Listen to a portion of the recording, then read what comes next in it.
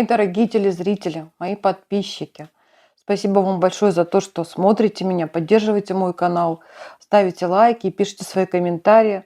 Те, кто просто меня смотрит, прошу вас также подписаться, потому что я поставлю такую кнопочку на ютубе, нажму, которая будет давать писать комментарии только тем, кто не просто меня смотрит, подписан на мой канал.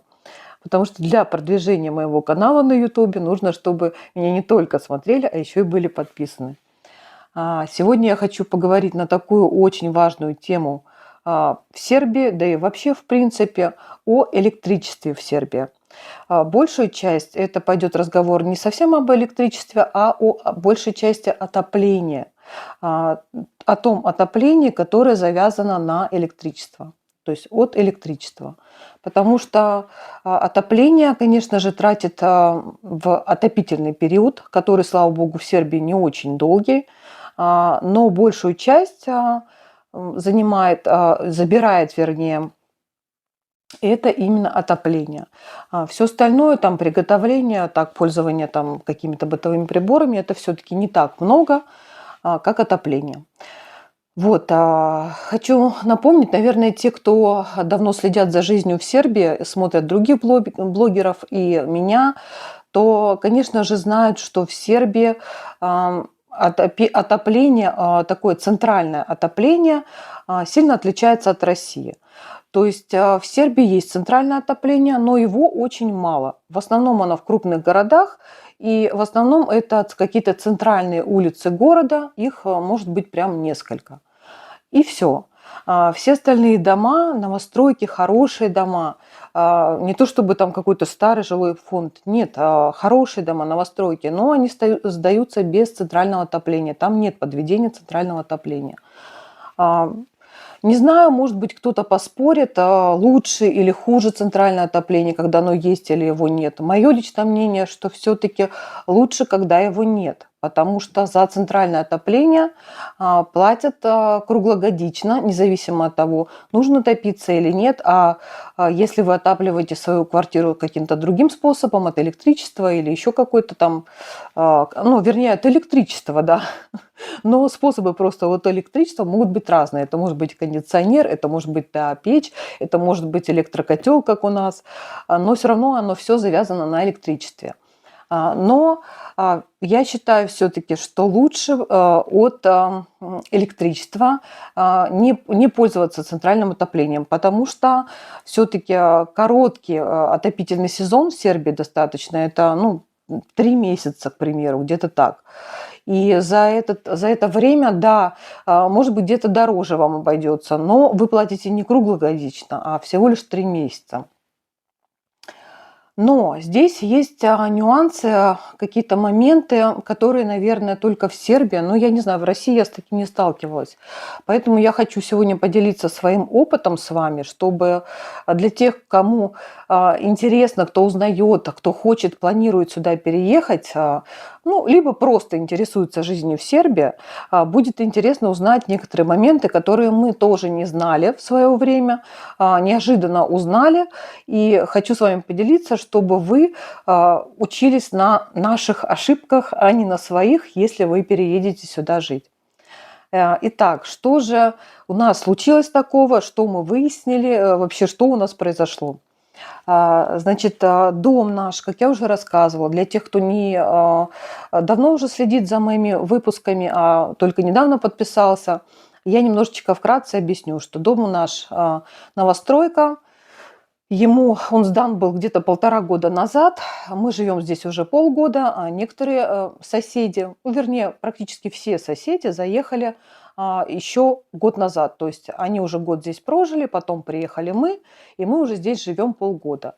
Дом наш, естественно, не подведен ни к какому там центральному отоплению. Я уже сказала, в нише вообще только в центре несколько улиц есть, у которых существует центральное отопление. Все остальные квартиры, я сейчас говорю именно о квартирах, отапливаются как только могут от электричества разными способами. Это, как я уже сказала, ТА-печь, это кондей или электрокотел. У домов там есть своя специфика, они могут топиться дровами, пеллетами, Вот, также, конечно же, в Сербии существует и отопление с помощью газа. Но я не уверена, что у нас в нашем районе он есть. Ну, может быть, и есть подведение газа. Я не знаю. Я знаю, что есть точно районы в Сербии, где и также новостройки тоже, дома сдаются, где отопление с помощью газового котла. То есть принцип работы такой же, как у нас. Котел нагревает систему в квартире вашей, но у нас от электричества греется, а там греется от газа. Вот, но у нас в доме такого нет. И ближайшие дома, вот наш район, М, тоже я не знаю о том, чтобы здесь был подведен газ. Хотя чуть дальше в частных домах точно есть газ. Я видела, как бы сама видела, что проведена труба, она шла из снизу, и было написано ГАС, то есть по-сербски ГАС с буквой С. То есть все-таки газ здесь есть, но не везде. В общем, сегодня я затрону именно отопление как у нас вариант, то есть от электричества. В данном случае у нас электрокотел. Значит, мы переехали полгода назад, как я уже сказала. Это было лето, жаркий период, июль. В июле несколько дней жары мы прям застали. Но я уже рассказывала, что я родом из Крыма, меня особо такая жара не сильно пугает. А, Я просто понимаю, что в очень жаркие дни днем не нужно выходить из дома, нужно как-то провести их дома. А, Вечером в нише большой достаточный перепад, потому что здесь горный район, и вечером сильно температура падает. То есть если несколько дней в июле этого прошлого года, уже 25-го года, доходила, ну это буквально было, наверное, дня 3, доходила температура до 42 градусов, 41-42, по-моему, так было. Вот, и мы днем старались не выходить совсем, конечно, быть дома, то выходя из дома вечером, температура могла быть где-то градусов 27-26. То есть она значительно сильно снижается к ночи. Я так понимаю, что потому что это горы вокруг, и это присуще такой местности. То есть прошел июль жаркий, наступил август. В августе была достаточно приятная была погода, сильной жары не было. Не помню таких дней, чтобы было очень сильно жарко. Было тепло. Сентябрь был тоже хорошим, солнечным, теплым. Но, по-моему, в октябре как-то вдруг резко похолодало. И говорили о том, что это прям редкость. Обычно и октябрь, и ноябрь могут быть теплыми. Вот. Но как-то в октябре в этом году резко похолодало. В общем, я это к чему рассказываю? Это все, естественно, предыстория к тому, как мы и когда мы начали отапливать нашу квартиру. А, Сначала нам пришел счет за июль, за август, за сентябрь, как я уже сказала, были теплые дни, мы не пользовались никаким отоплением, естественно, то есть летние. И кондиционер, кстати, несмотря на то, что бывает такая же жара, как и в Крыму, но очень много зависит от квартиры, от того, как она расположена, на какую сторону выходят окна. Я считаю, что нам очень сильно повезло с расположением нашей квартиры, потому что даже в жаркие вот эти дни, когда было 42 градуса на улице, у нас в квартире было, ну, достаточно неплохо. То есть у нас еще 2 окна есть, которые на разные стороны находятся, и все-таки создается проветривание какое-то. А, В общем, здесь было значительно лучше, чем на улице, скажем так. У нас солнышко с нашей стороны только утром появляется, в окна светит, а потом оно уходит вот на ту сторону переходит, и жаркое солнце к нам уже не попадает в самый период, когда самая жара, то есть в обеденное время оно уже уходит на другую сторону дома. Поэтому у нас прям неплохо в квартире было, когда были самые жаркие дни. Даже больше того скажу, в первый же год, когда мы купили свою квартиру, вернее, не первый, да, сначала мы составили преддоговор, а на следующий год, когда мы ее уже полностью оформили, это была наша квартира, мы сюда уже заехали, хотя она была полностью пустая, без мебели. Но чтобы не платить за съем квартиры, мы уже начали потихоньку здесь жить. И как раз это был тоже июль месяц, то есть не 25-го, 24-го года. Это был июль месяц, и были очень жаркие дни, примерно то же самое, 41 градус, где-то так было. И у нас в квартире не было, как я уже сказала, ничего. Первое время мы где-то недели 2 мы спали вообще на матрасе. И, и все. То есть на коробках у нас стояла электроплиточка, чтобы можно было что-то приготовить, и практически все. У нас не было кондиционера. И это время было жарковато, но не критично. То есть я уже тогда поняла, что нам повезло, в плане жары у нас квартира хорошая. То есть даже в такую жару без кондиционера мы более-менее нормально провели все эти дни. То есть пережили спокойно. Вот. В общем, оставим период, когда было тепло. То есть нам переходили счета совсем небольшие за то, что мы пользовались электричеством, то есть готовили, а, включали иногда кондиционер, иногда мы его включали, но я его не очень на самом деле люблю вообще кондиционер, еще из России не особо люблю, и редко включаю, но иногда включаю. И, в общем-то, нам все эти месяцы, июль, август, сентябрь, приходили счета невысокие. Ну, мы радовались и особо не вникали вообще, в принципе, как что считается, нас все устраивало. Потом, значит, в октябре уже немножко похолодало, как я сказала, даже не немножко, а вдруг резко похолодало, и мы стали включать кондиционер на отопление. И, по-моему, у нас еще даже не доделали в это время отопление наше от электрокотла. По-моему, оно еще не было в октябре готово, и мы немножко подтапливались кондиционером нашим. Счет пришел чуть больше, но тоже небольшой, что-то около 7 тысяч динар. Нас это тоже вполне устроило. То есть я уже слышала примерные расходы на однокомнатную квартиру, если топиться электрокотлом. И если они укладывались до этой суммы, а эта сумма примерно 10 тысяч динар, то меня все устраивало. Думаю, ну нормально, все. То есть 7 меньше 10, думаю, мы укладываемся, все хорошо. То есть, опять же, мы практически ничего еще не знали, как считается и так далее. Ну, мы видели, да, что у нас есть счетчик, мы видели наши циферки, но особо туда не вникали. Во-первых, потому что, ну, наверное, потому что просто я женщина, а сын тоже впервые столкнулся со всем этим. Вот, поэтому мы не вникали вообще, что там на этом счетчике написано, как там считается и так далее. Значит, хорошо, прошел у нас октябрь месяц, нас счет устроил.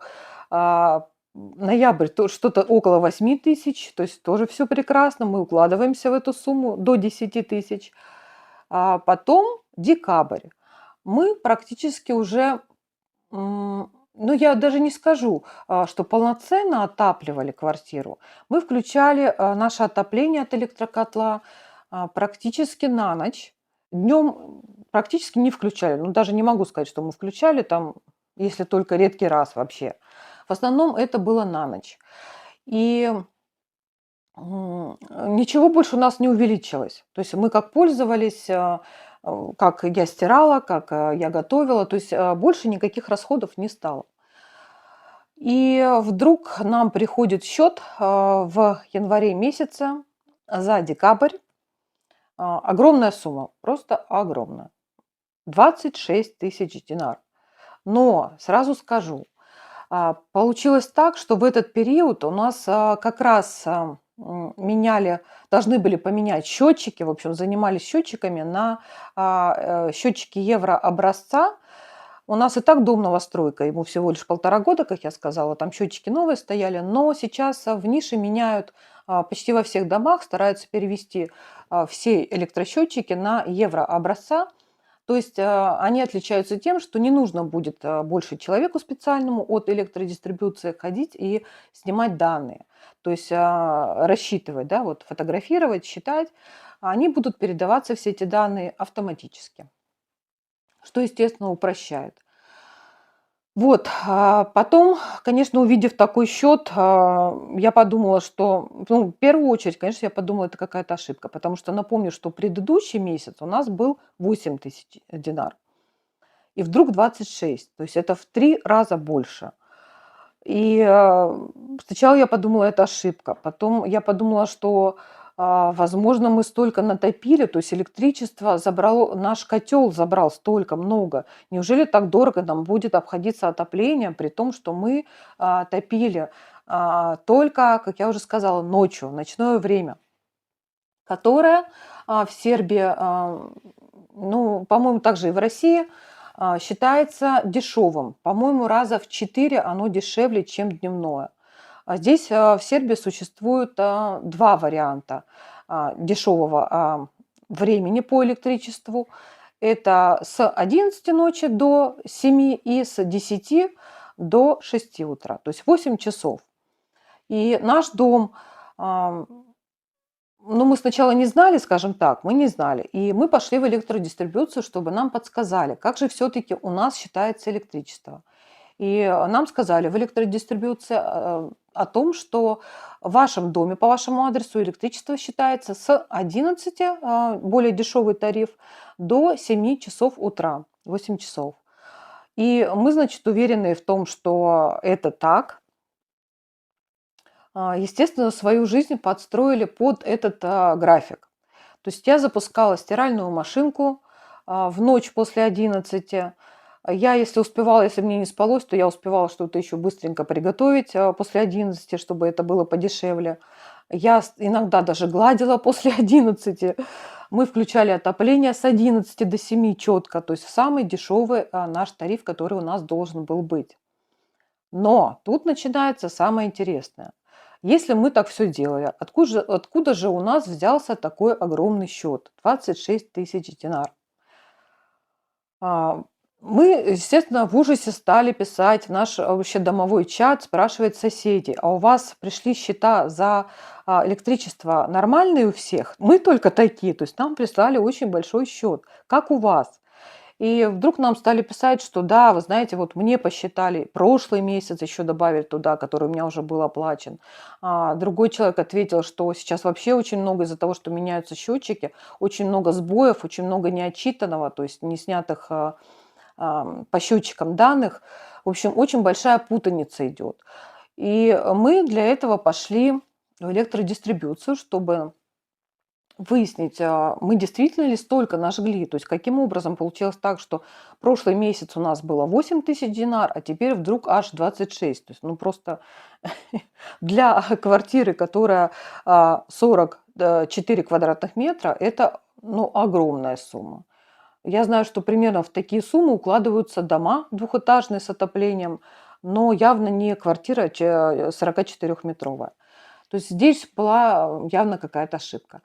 Но электродистрибьюция работает как? Если вы обращаетесь и говорите о том, что скажите, пожалуйста, нет ли какой-то ошибки, то, конечно, вам прям сразу ответить не могут. Они смотрят в компьютер, говорят, что вы знаете, вот у вас нет фотографии, не было не отчитано, то есть нет фотографии, не сохранилось вашего счетчика.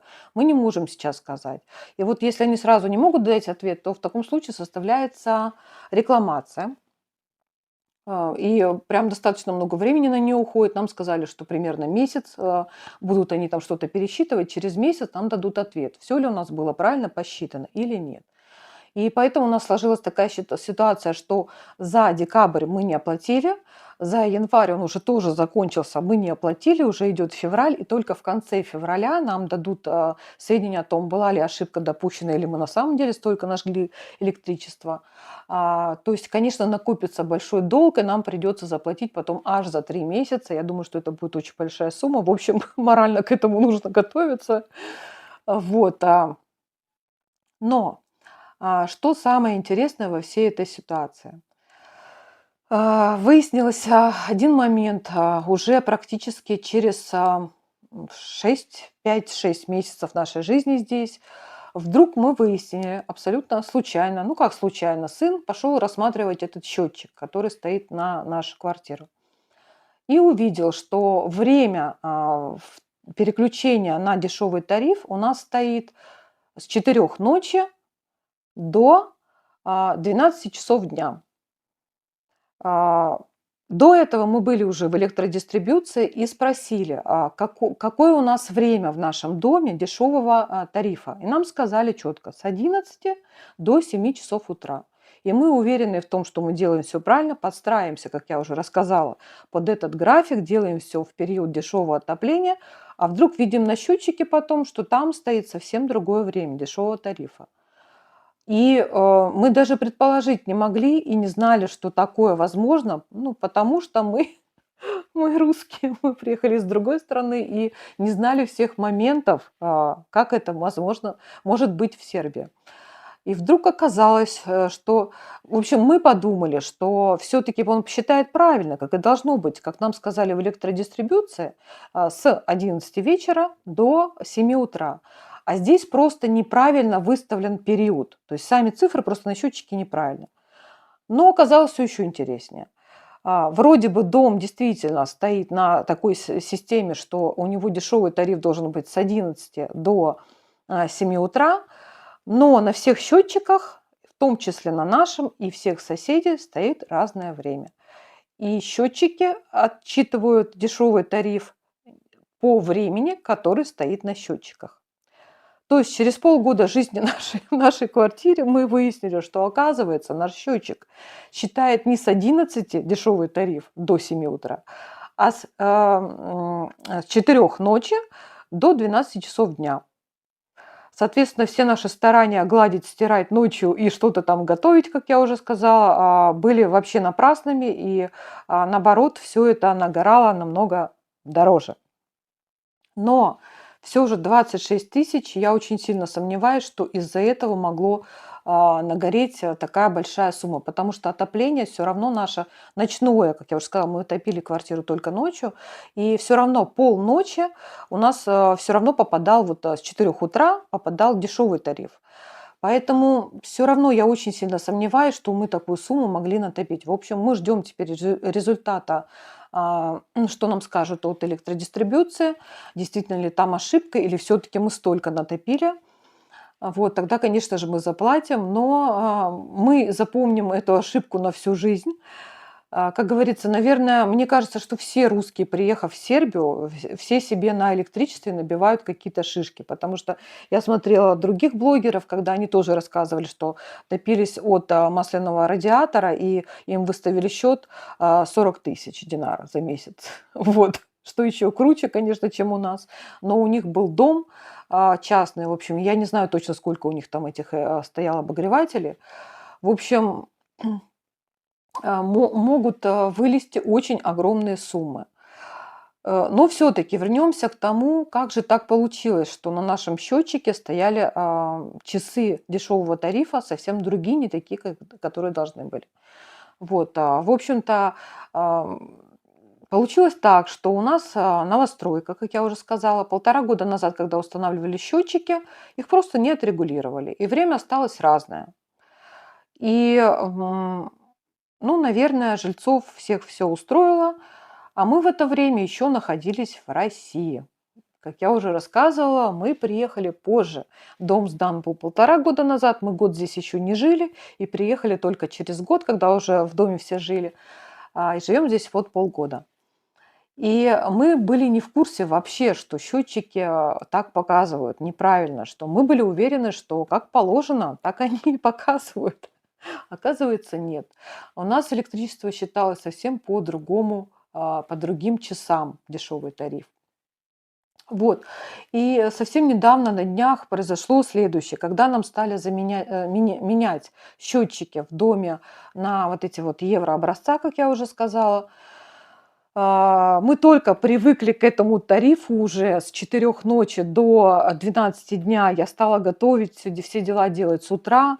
Меня это, в принципе, вполне устроило. То есть я успевала с утра до 12 дня сделать все, что мне нужно, и постирать, и погладить, и убраться, и приготовить покушать. То есть, в принципе, пока мы не ходим на работу с утра, нас такой график устраивал. Но, конечно, на будущее мы планируем работать, и мне бы было это неудобно. То есть это получались бы все часы, когда ты уже ушел из квартиры, а у тебя идет дешевый тариф. Ну, только за исключением выходных.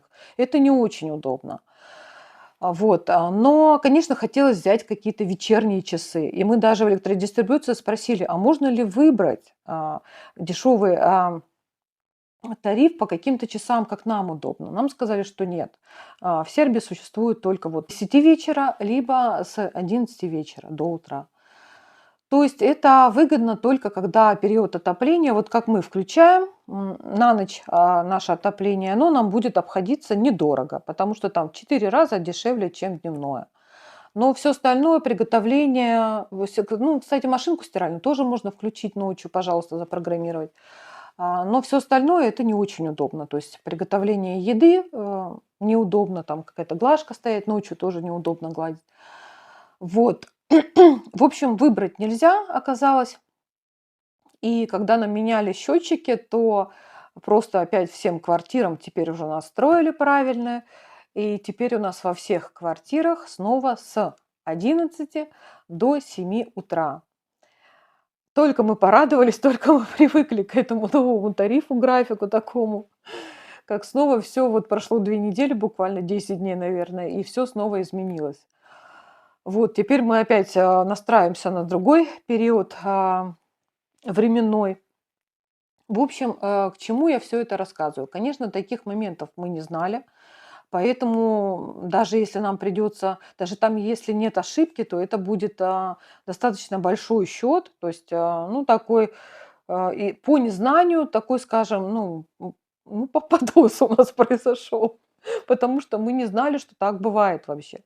Поэтому для тех, кто планирует переехать в Сербию, для тех, кто здесь уже живет, может быть, какое-то время, всегда проверяйте свои счетчики. Там должно быть указано время, когда у вас переключается на дешевый тариф ночной. То есть дневной дорогой и ночной дешевый. Потому что, как выяснилось на нашем опыте, не всегда ночной тариф у вас соответствует положенному с 11 или с 10 вечера. Он может быть стоять какой угодно. Вот, еще я, конечно, слышала, но я не буду сейчас прям утверждать, но я слышала, что есть какие-то варианты, что иногда как-то каким-то образом люди договариваются, им все-таки настраивают счетчики по-другому, на другие часы, но это я сама не знаю таких случаев, только слышала. Утверждать ничего не могу, и не знаю, возможно ли так вообще делать, вообще законно это или нет. Поэтому просто вот поделилась своим опытом, тем, что у нас так произошло. Мы, конечно, ждем и очень сильно надеемся, что это все-таки ошибка, что мы не могли столько нажечь, и что нам все-таки там меньше выставят счет.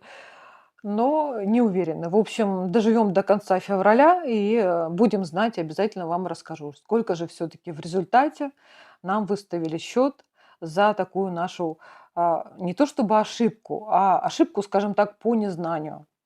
Вот, нас никто из соседей, ну, а почему нас соседи, с другой стороны, должны предупреждать? То есть они были уверены, что мы в курсе, что мы разбираемся, что мы пошли, посмотрели, там написано все, когда переключается период.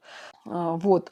Полноценно прям мы еще так не общаемся со всеми соседями из-за того, что мы не так хорошо знаем язык, там очень так это все еще общение такое слабенькое.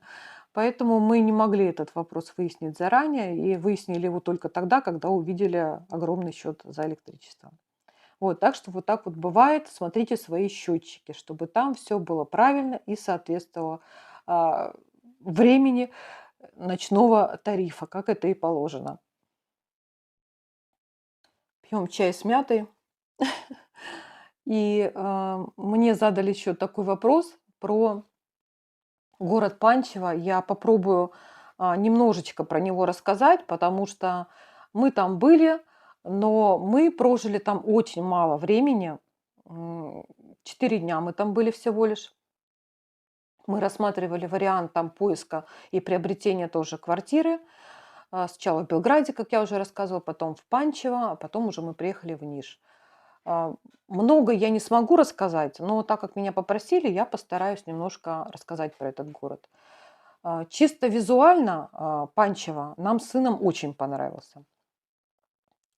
Он немножко похож на Ниш, но в то же время отличается. Там есть очень старинные улочки интересные, красивые. В общем-то, по уюту, наверное, он понравился мне.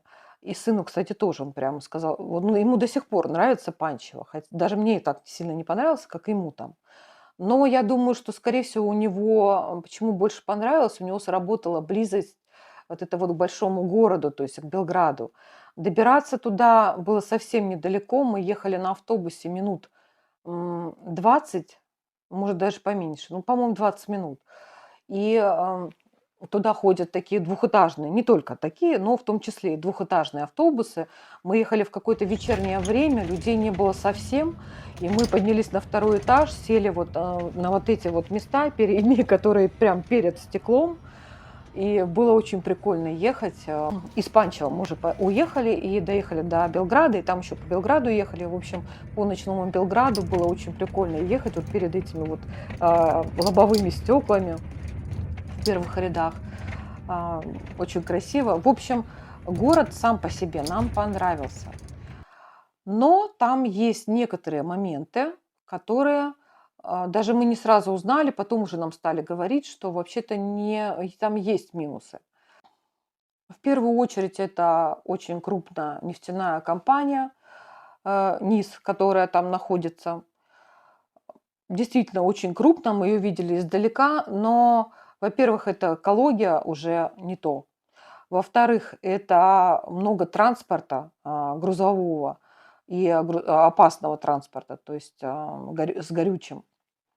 А, Экология, в общем, считается там не очень. Его огромный плюс – это близость к городу Белград.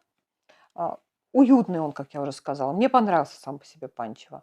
Там протекает река, а, там есть красивые мосты. Мы ходили там, гуляли, и внизу стояло много лодочек таких. Был, по-моему, как раз уже осенний период, и деревья такие большущие были, с такой яркой листвой, с желтой, оранжевой. В общем, очень-очень живописно и красиво это выглядело все. Но здесь же есть и минус. То есть, чтобы попасть в Панчево, нужно из Белграда, нужно пересечь мост, переехать мост через реку. Я слышала, мы, конечно, не попадали в такие ситуации, но я слышала, что есть периоды, когда там пробки, и можно очень-очень долго добираться из Панчева в Белград, и из Белграда в Панчево. То есть попадают там в пробки люди и много времени теряют на это. То есть минус – это то, что через мост нужно переезжать, чтобы попасть в город. И второй минус – это все-таки экология из-за нефтеперерабатывающего завода огромного. Вот. Все остальное, минусов я пока не знаю, никаких не слышала. Чисто визуально город мне очень понравился. Но мы туда не вписались по своей сумме, это 60 тысяч евро. Были варианты, я уже рассказывала, но еще раз повторю, были варианты на 60 тысяч евро там приобрести жилье, но это были очень не очень варианты. То есть ни один из этих вариантов мы не захотели приобретать, потому что нам они не понравились. Вот. А в нише за эту сумму мы смогли купить квартиру, которая нам понравилась. Вот. То есть все-таки мы не вписались в свою сумму в Панчево. Больше я, к сожалению, ничего не знаю про этот город. Прожили мы там, как я уже сказала, всего лишь 4 дня. Вот, поэтому вот чем могу.